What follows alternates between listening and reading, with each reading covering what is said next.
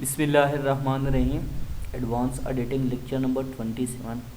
In this lecture, we are going to discuss completing the audit, and the learning objective of this chapter is, first of all, is describe the auditor responsibility with respect to events occurring after the end of the financial year. It's mean after we can say that the subsequent event. Second one, explain the different types of accounting treatment for event occurring after the end of the financial year. Explain the procedure for ensuring that the going concern basis is appropriate. और जो last one है, explain the procedure for ensuring that all contingent liability have been properly identified and disclosed. तो ये जो चार हमारे learning objective है, ये चैप्टर के इस लेक्चर में हम कवर करेंगे। और जो नेक्स्ट हमारे पास 4 है, ये चार जो है वो हम नेक्स्ट जो हमारा लेक्चर होगा उसमें कवर करेंगे। तो पहले अभी जो हमारे 4 कंटेंट है, ऑब्जेक्टिव है, उसको डिस्कस करते हैं। फर्स्ट वन है रिव्यू ऑफ सबसीक्वेंट इवेंट्स। अब सबसीक्वेंट इवेंट्स कौन से होते हैं कि जो at the end of the period जो है वो अकर हो जाते हैं और फाइनेंशियल स्टेटमेंट्स के पहले वो जो है अकर हो जाए, वो हमारे सबसीक्वेंट इवेंट होते हैं। जो कट ऑफ और फाइनेंशियल रिपोर्ट की इशू होने से के दरमियान जो इवेंट्स होते हैं अकर हो जाते हैं, उसको सबसीक्वेंट इवेंट कहते हैं। अब रिव्यू ऑफ सबसीक्वेंट इवेंट, ये इस चैप्टर के बारे में हम पहले भी पढ़ चुके हैं। The auditor shall consider the effect of subsequent event on the financial report and on the editor report. अब जो जितनी भी सबसीक्वेंट इवेंट होते हैं, ठीक है, वो फाइनेंशियल रिपोर्ट और एडिटर रिपोर्ट में उन दोनों को उसका इफेक्ट जो है वो लाजमी होना चाहिए। ठीक है, जब फाइनेंशियल रिपोर्ट बने या एडिटर रिपोर्ट बने तो उसमें जो है सबसीक्वेंट इवेंट का इफेक्ट लाजमी हो, पॉजिटिव इफेक्ट हो या नेगेटिव इफेक्ट हो उसका। लेकिन इफेक्ट, अब जो इवेंट्स होते हैं वो डिफरेंट टाइप्स के इवेंट्स होते हैं, वो हमने देखा था। ठीक है, अब फर्स्ट वन है सबसीक्वेंट इवेंट कंसिस्ट ऑफ। अब देखिए यहाँ पे जो सबसीक्वेंट इवेंट है उसको डिफाइन भी कर दिया गया है दोबारा से कि सबसीक्वेंट इवेंट किन चीज़ों पे जो है मुश्तमिल होता है। It consist of events. अब इवेंट्स में कौन, events occurring between the end of the period and the date of the auditor report. कौन से, वो इवेंट्स जो कि जो पीरियड है, ठीक है, अकाउंटिंग पीरियड, वो उसके एंड में और ऑडिटर रिपोर्ट के दरमियान जो इवेंट्स आकर होते हैं, ठीक है, जो इवेंट्स होते हैं उसको subsequent event. Second, it effects discord after date of the auditor report. और इसके जो इफेक्ट्स हैं, ठीक है, और वो ऑडिटर रिपोर्ट्स के डेट के बाद जो है वो डिस्कवर किए जाते हैं। सिंपल इसका मतलब ये है। और जो इसके अलावा जो सेकंड वन है, the auditor needs to assess whether it is an event और विच ही और she is a responsibility to act. अब देखिए, अब उस जो ऑडिटर होता है उसको जो है असेस करना चाहिए कि ये इवेंट है, ठीक है, जिसमें उसकी रिस्पॉन्सिबिलिटी बनाई गई है।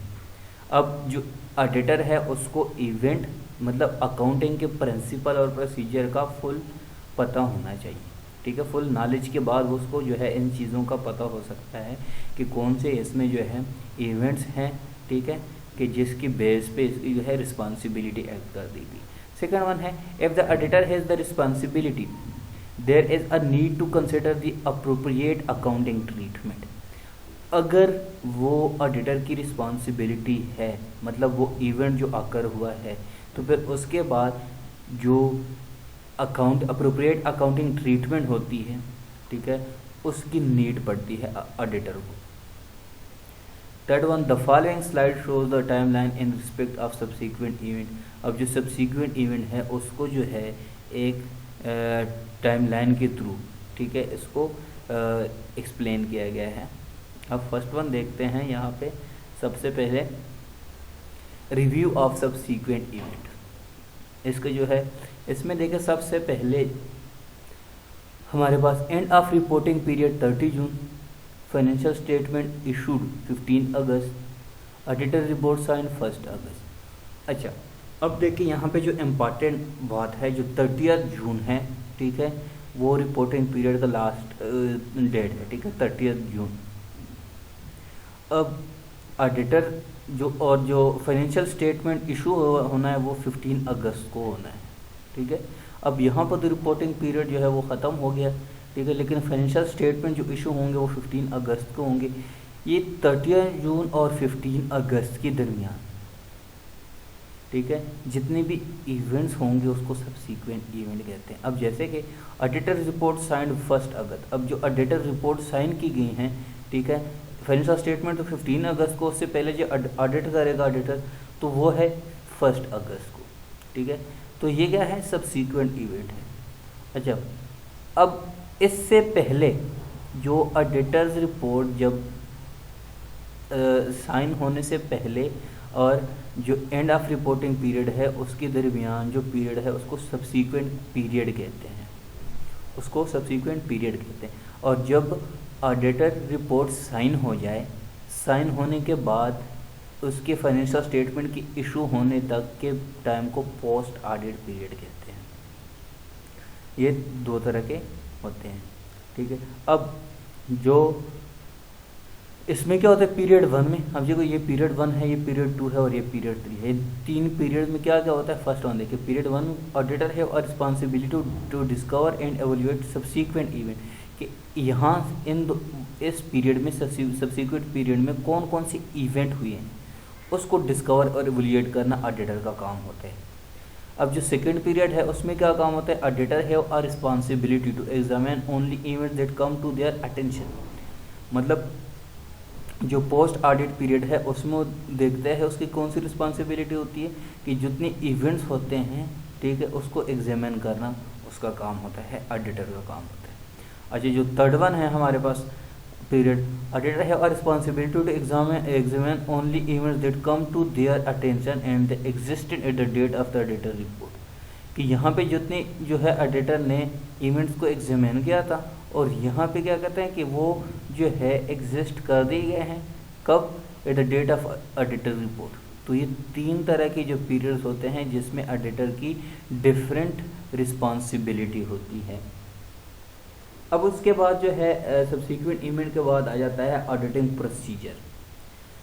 अब ऑडिटिंग प्रोसीजर में जो फर्स्ट वन है वो है review of procedure that management has established to ensure that subsequent event are identify.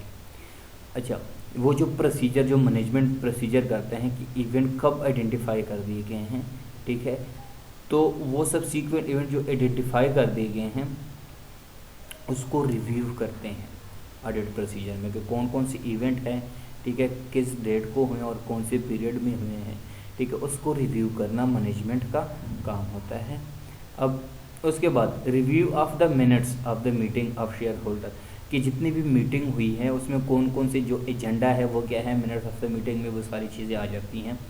Those charged with governance audit and executive committee held after the reporting date. अब वो वाली minutes of the meeting जो reporting date जो है उसके बाद की गई हैं, ठीक है, उसमें रिपोर्टिंग उसका एजेंडा वगैरह मिनट्स ऑफ द मीटिंग वो पूरे लेके जाते हैं और उसके बाद ऑडिटिंग का जो है वो क्या काम होता है, वो उसको रिव्यू करते हैं, उसको रिव्यू करना होता है। जो थर्ड वन है review of the entities latest available interim financial statement, के जो फाइनेंशियल स्टेटमेंट होते हैं इंटरम फाइनेंशियल स्टेटमेंट, ठीक है, उसको भी रिव्यू करते हैं, वो ऑडिटर होता है, वो भी ऑडिटर की रिस्पॉन्सिबिलिटी में इंक्लूड होता है। जो लास्ट सेकंड लास्ट है, also as consider necessary and appropriate budgets, cash flow forecast and other related management report, और उसके अलावा जितनी भी उसकी बजट से रिलेटेड, कैश फ्लो से रिलेटेड या जो मैनेजमेंट रिपोर्ट्स है वो फोरकास्ट करते हैं फ्यूचर के लिए, उससे रिलेटेड जितने भी इवेंट्स होते हैं वो बजट के हवाले से हो या फिर कैश फ्लो से रिलेटेड हो, ठीक है, या वो फोरकास्ट करे उससे रिलेटेड हो, तो वो क्या करते हैं उसको रिव्यू करते हैं। वो भी ऑडिटर का एक रिस्पॉन्सिबिलिटी होता है और इस प्रोसीजर का पूरा एक हिस्सा होता है। और and the last one is inquiry of entities lawyers, कि जो एंटिटीज़ के लॉयर्स होते हैं, ठीक है, जो उस पर्टिकुलर कंपनी के लिए काम करते हैं उसकी इंक्वायरी होती है। ये भी प्रोसीजर का ऑडिटिंग प्रोसीजर का एक पार्ट होता है। अब जो नेक्स्ट वन है inquiring of management is to whether any subsequent event have occurred that may affect the financial statement included. अब जो सब्सिक्वेंट इवेंट हुए हैं, ठीक है, जो जो आकर हुए हैं, उसकी वजह से फाइनेंशियल स्टेटमेंट पे क्या अफेक्ट पड़ा है वो देखते हैं। फर्स्ट वन, दो चीज़ें देखते हैं। First one, the current status of item that were accounted for on the basis of preliminary और इंक्लूसिव डेटा। करंट स्टेटस देखते हैं, ठीक है, किस चीज़ का, उस पर्टिकुलर फाइनेंशियल स्टेटमेंट से जो पहले सब्सिक्वेंट इवेंट हुई, करंट स्टेटस देखते हैं। Second one, whether new commitments borrowing or guarantees have been entered into, और फिर उसके बाद देखते हैं कि फ्यूचर में इन्होंने कौन से, फ्यूचर के लिए कौन से बोरोइंग की है या कौन सी गारंटी दी गई है, ठीक है, और या कौन कौन से कमिटमेंट की है, ठीक है, उसको देखा जाता है। उसको देखने के बाद, उसको रिव्यू करने के बाद क्या होता है, सब्सिक्वेंट इवेंट का इफेक्ट देखा जाता है फाइनेंशियल स्टेटमेंट में। लेट्स सपोज अगर करंट जो अभी टाइम है लेकिन सब्सिक्वेंट पीरियड है, इसमें ये क्या करते हैं, अब जो पिछले जो फाइनेंशियल स्टेटमेंट है उसको ट्रू एंड फेयर तो शो करते हैं, लेकिन सब्सिक्वेंट इवेंट में वो क्या करते हैं, मिनट्स ऑफ द मीटिंग में वो कोई मनी बोरो करते हैं, ठीक है। लेकिन अगर उनके जो है फाइनेंशियल स्टेटमेंट की पोजीशन देखी जाए तो वो फ्यूचर में उसके जो है लोन को पे करने के काबिल ना हो, तो इस कंडीशन में क्या होता है, वो भी इस वजह से वो जो प्रोसीजर होता है उसको भी ऑडिट करना लाजमी होता है, जिसको हम सब्सिक्वेंट इवेंट कहते हैं। सब्सिक्वेंट पीरियड में जितने भी इवेंट होते हैं उसको रिव्यू करना ऑडिटर की किस वजह से, इस वजह से उसकी रिस्पॉन्सिबिलिटी बन जाती है कि क्या वो फ्यूचर में पे कर सकेंगे या नहीं कर सकेंगे। अब जो नेक्स्ट वन है, whether sales of asset have occurred or planned, जो जो जो एसेट्स की सेल्स हैं वो उसकी प्लानिंग की गई है या नहीं। Whether the issues of new share or debenture or an agreement to merge or liquidate has been made or planned. इसके अलावा जो न्यू शेयर्स हैं या डिबेंचर्स हैं, ठीक है, कितने इशू कर दिए गए हैं, ठीक है, या उसके अलावा उन्होंने क्या एग्रीमेंट किया है कि इन दोनों को मर्ज करें, ठीक है, अपने या अपनी कंपनी को लिक्विडेट, किसके बारे में उन्होंने प्लान किया हुआ है, तो वो भी ऑडिटर की रिस्पॉन्सिबिलिटी होती है कि उसको भी रिव्यू किया जाए। Whether any major asset have been destroyed for example by fire by flood, कि जो मेजर एसेट्स होते हैं क्या वो डिस्ट्रॉय तो नहीं हुए, किस चीज़ से, आग लग गई है या सैलाब है इसकी वजह से। जो लास्ट वन है, whether there have been any material developments regarding risk area and contingencies, तो इसके अलावा मटेरियल की डेवलपमेंट है किसके हवाले से, रिस्क से और कंटिजेंस के हवाले से, ठीक है, इससे रिलेटेड कोई मटेरियल डेवलपमेंट की गई है या नहीं की गई। अगर की गई है तो वो भी उसका जो है प्रोसीजर में ऐड करते हैं, तो वो भी ऑडिटर की रिस्पॉन्सिबिलिटी बन जाती है। अब एक in this situation where management does not amend the financial statement when the auditor believe it is necessary, तो फिर क्या होता है, the auditor should consider issuing a modified audit report. तो फिर इस टाइम पे जो है जब मैनेजमेंट जो है वो फाइनेंशियल स्टेटमेंट की जो है वो बिलीव करे कि ये ज़रूरी है कुछ चीज़ें, लेकिन ऑडिटर जो है वो क्या करता है, ऐसे टाइम पे मॉडिफाइड ऑडिट रिपोर्ट जो है वो इशू करता है। This is required by 705 modification to the opinion in the independence audit report, क्योंकि जो ऑडिटर होता है उसकी रिस्पॉन्सिबिलिटी होती है और वो फुली उसको अंडरस्टैंड करता है। जो भी ऑडिटर उससे अपने रिपोर्ट्स के हवाले से कि वो मॉडिफाइड रिपोर्ट देता है या अनमॉडिफाइड रिपोर्ट इशू करता है, ठीक है, तो वो उसके पास फुल इख्तियार होता है, फुल पावर होता है, ठीक है, क्योंकि वो क्या होता है, वो इंडिपेंडेंट होता है। वो जो भी डिसीजन, जो भी रिपोर्ट लिखेगा वो अनबाइस्ड रिपोर्ट होगा, उसमें कोई बायसनेस नहीं होगी। After the reporting period, classify events after reporting date into two categories, adjusting event और non-adjusting event। ये दो तरह की events होते हैं, एक है adjusting event and non-adjusting event। अब दोनों को देखते हैं। फर्स्ट वन है हमारे पास adjusting events। adjusting event कौन से होते हैं? adjusting event are those that provide additional evidence about condition that were uncertain at reporting date। जो भी रिपोर्टिंग डेट पे जितने भी हमारे पास एविडेंस होते हैं उससे क्या कहते हैं, एडिशनल एविडेंस प्रोवाइड करते हैं, ठीक है, रिगार्डिंग किसके, जो कि रिपोर्टिंग डेट पे हुई होंगी। Second one, it provide evidence about a condition that existed at reporting date that the entity was unaware of. लेकिन और दूसरी एडजस्टिंग इवेंट कौन से होते हैं कि जिसके एंटिटी को कोई पता ना हो, लेकिन वो जो रिपोर्टिंग डेट पे हुई हो, ठीक है, उसके बारे में एविडेंस भी प्रोवाइड करते हैं, तो ये एडजस्टिंग इवेंट होते हैं। The related asset and liability should be adjusted to reflect the additional evidence। इसके अलावा एसेट और लाइबिलिटी जो है, ठीक है, उसको एडिशनल एविडेंस को रिफ्लेक्ट करना और उसको एडजस्ट करना भी क्या होता है, एडजस्टिंग इवेंट के होते हैं। मतलब जो इवेंट एडजस्ट किए जाते हैं, लेकिन जो कंपनी होती है, पर्टिकुलर एंटिटी होती है, वो उससे अनअवेयर होती है और उसको फाइनेंशियल रिपोर्ट में उन्होंने अभी तक ऐड ना किया होता है। उसके अलावा जो है नॉन एडजस्टिंग इवेंट होते हैं। नॉन एडजस्टिंग इवेंट कौन कौन से होते हैं?